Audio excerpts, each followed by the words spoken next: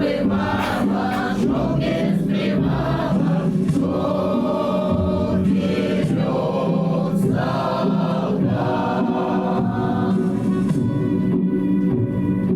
Шел начальник грозовыми в дождь и град, песню с друзьями фронтовыми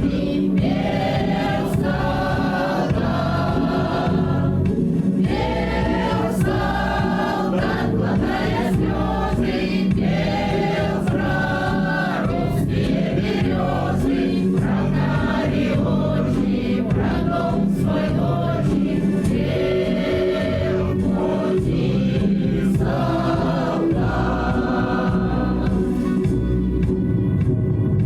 Словно прирост встречу солдатам в автомат,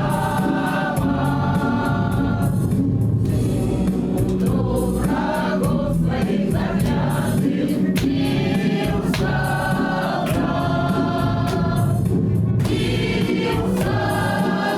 их по Смоленском, бил солдат по Жовкинском, не считая, глаз не смыкая, бил врагов солдат.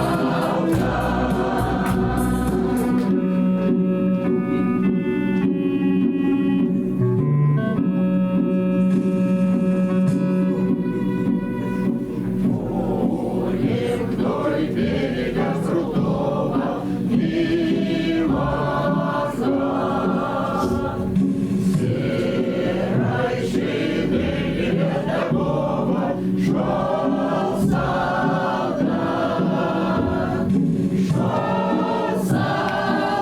слуга отчизны, шел солдат во имя жизни, землю спасая, мир защищая.